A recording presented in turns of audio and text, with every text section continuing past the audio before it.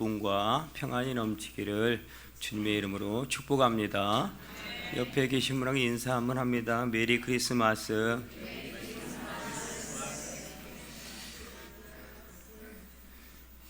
오늘처럼 늘 기쁘고 행복했으면 좋겠는데 우리가 살아가는 삶의 주변은 그렇지 않죠. 그러나 오늘만큼이라도 주님께서 오늘 예수님이 탄생하신 걸 보며 또한 동방의 박사들이 기뻐하고 크게 기뻐했다라고 선포했던 것처럼 믿음으로 선포하면서 나아갈 때 하나님께서 여러분과 동행하시고 기쁨이 차고 넘치는 은혜의 삶으로 인도하실 줄 믿습니다. 사람의 됨됨이라고 하죠. 사람을 보면서 됨됨이가 어떻다.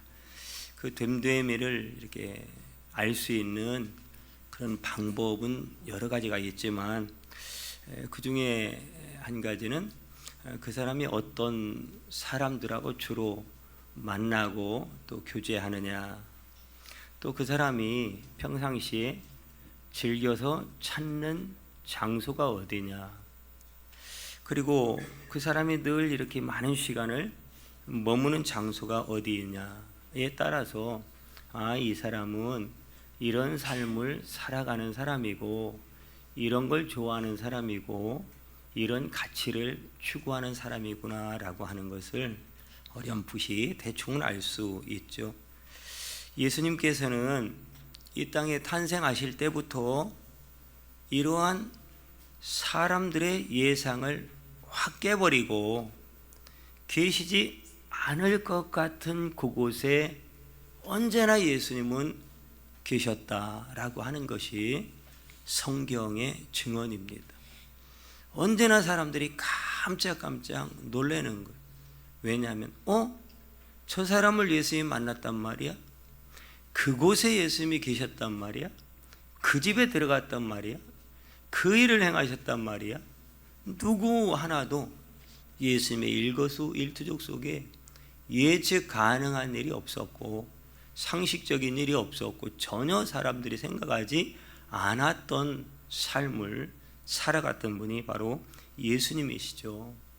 그러므로 예수님이 어떤 분이신가를 알 수 있는 것, 바로 그분의 삶의 행적을 보면 알 수가 있고, 오늘 우리가 성탄절을 맞아서 우리가 예수님이 아까 기도했던 것처럼 그 짐승의 축사 구유에서 태어나셨고, 또한 예수님이 왕이신데, 만왕의 왕이신데 죄악 가운데 있는 이 땅에 주님이 찾아오셨다라고.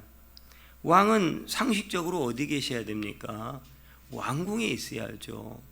대통령을 만나려면 여러분 대통령 궁으로 가야 되는 것이고, 임금을 만나려면 임금이 있는 궁으로 가야 만날 수 있는 건데, 그래서 박사들이 찾아간 곳이 헤롯 왕궁이에요. 왕궁에 찾아가서 유대인의 왕으로 나시니까 어디 계십니까? 당연한 질문이었어요. 그분은 당연히 헤롯 궁에 있어야 되는 맞는 분이죠. 그런데 뜻밖에도 유대인의 왕으로 나시니까 어디 계시냐고 왕궁에서 찾아왔건만 정작 왕궁에 있는 모든 사람들은 아무도 몰랐어요. 유대인으로 왕으로 나시니까 태어났는지, 그분이 어떻게 어디에 계신지 아무도 모르는 거예요. 상상도 할 수 없는 일이 벌어진 거예요. 이 질문을 받은 왕궁의 사람들은 완전히 다 팔칵 다 뒤집어졌습니다. 이 무슨 소리야 이게? 유대인의 왕으로 누가 태어났단 말이야? 그 왕궁에 있던 사람들이 다 충격을 받은 거예요. 자, 그러면 그분이 왕궁이 없었다면 그분이 태어나신 곳은 어디였는가? 그들은 오늘 말씀에 6절에 한 절 읽은 말씀이지만 거기에 잘 설명이 되어 있습니다. 왕으로 나신 분, 이 예수님은 베들레헴에 계셨다, 그렇게 말씀을 하고 있죠. 왕으로 나신 예수님은 이것은 파격입니다. 사람들의 완전한 상상과 예상을 깨고 궁에 계셨던 것이 아니라 베들레헴에 계셨다. 여러분, 왜 이 말씀에 유대 고을 중에 가장 작지 않다, 이런 말을 미가 선지자가 예언한 말씀을 오늘 예수님의 탄생 소식에 지금 소환한 거거든요. 그러면 왜 굳이 그 베들레헴을 작지 않다라고 말했느냐? 실제적으로 너무 작았어요, 베들레헴은. 그리고 화려한 도시도 아니고, 뭐 사람들이 많이 왕래하는 번화가도 아니고, 그냥 양치는 목자들이 기거하는, 어떻게 보면 그냥 비천한 사람들이 그 도시라고 하는 한복판에서 밀려나서 어쩔 수 없이 살아가는 동네, 그 사람들의 눈에도 들어오지 않고 관심도 없는, 그래서 가장 작다라고 여기며 스스로의 삶을 열등감과 상처와 눈물 속에서 희망 없이 살아가는 사람들이 살아가고 있는 동네가 바로 베들레헴이었다라고 하는 거예요. 그런데 그 가장 작은 그 마을에 가장 크신, 가장 위대하신 만왕의 왕 예수 그리스도께서 그 고을에 태어나셨다, 그 말입니다. 이게 얼마나 놀라운 사실이냐 이 말이에요. 그것도 짐승을 기르는 축사의 구유에 태어났다. 여러분, 아무리 가난해도 그럴 수는 없는 거예요. 아무리 피난길이라 할지라도 그럴 수는 없는 거예요. 근데 우리도 이 민족이 굉장히 많은 아픔의 역사를 겪었지만, 어떤 부모가 그 자식을 낳는데 냄새나는 축사, 그 짐승들이 우거하는 기거하는, 그것도 그 구유에, 어지간하면 구유에 낳겠어요. 온통 바닥은 다 똥찌꺼기 아니겠습니까?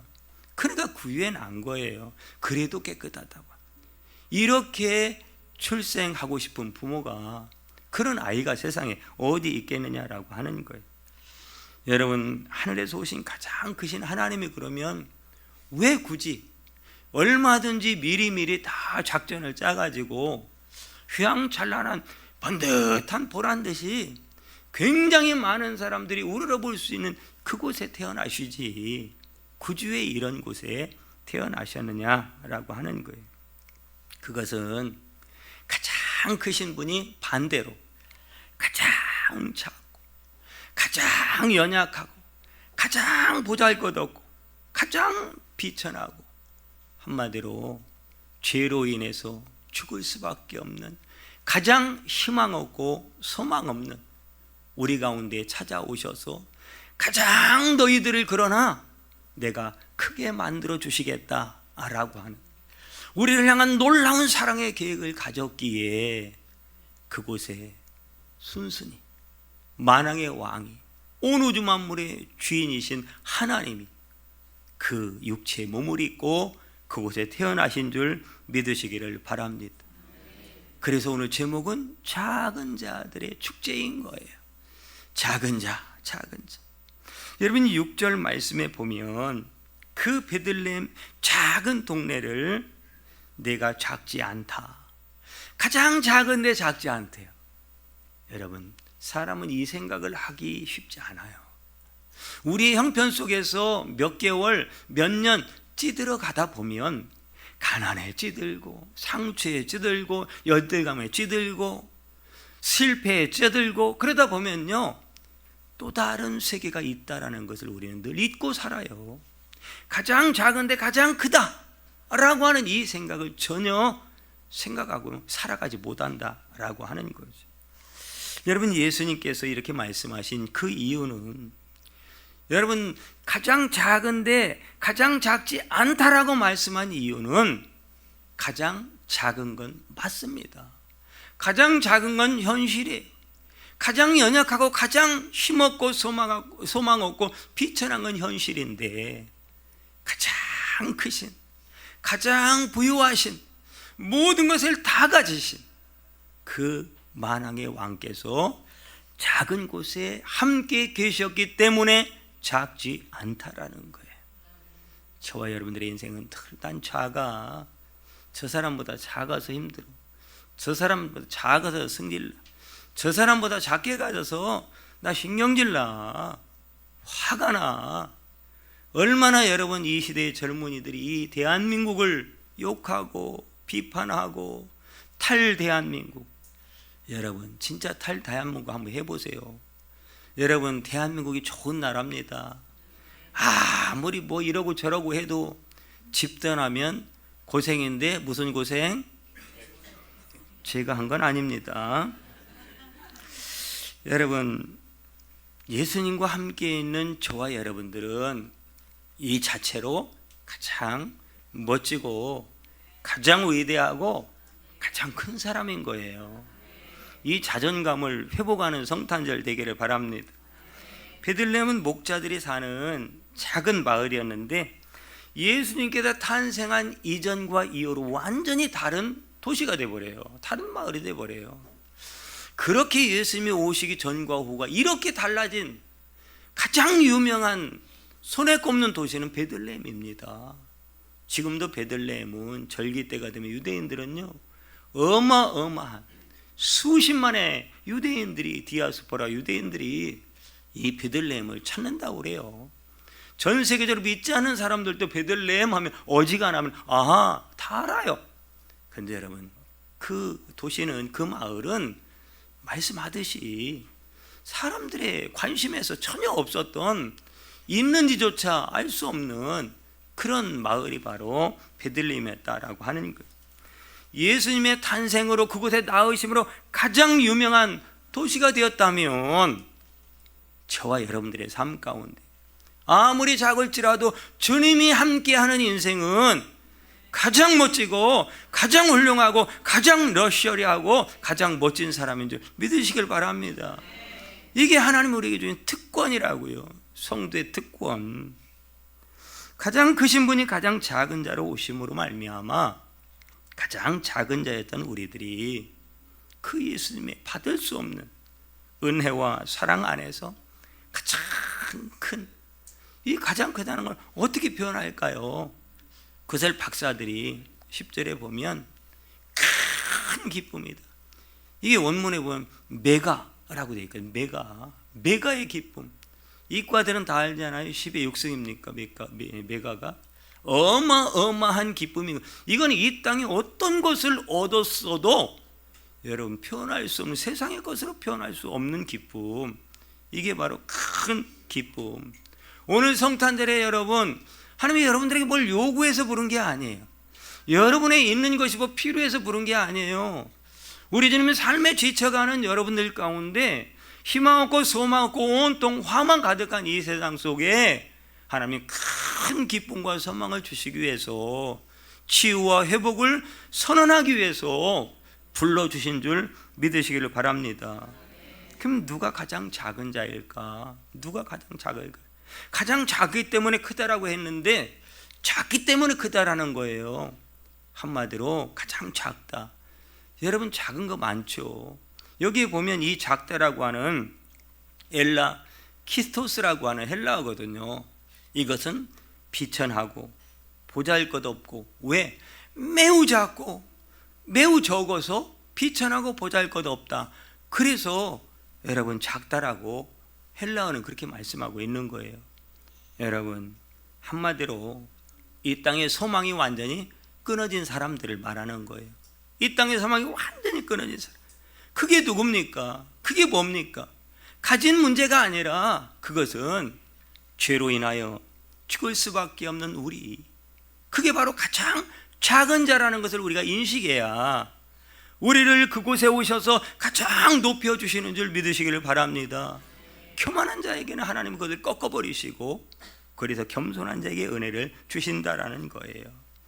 여러분 가장 큰 핍박자 사울을 주님이 다 그 손에 붙드시니까 그 사울이 바울 되어서 가장 위대한 복음의 전도자가 되었고, 그 기도원도 가장 작아서 여러분 포도즙 짜는 그 틀 속에 숨어가지고 타작하던 기도원, 그렇게 연약한 자를 주님께서는 큰 용사요, 큰 용사요.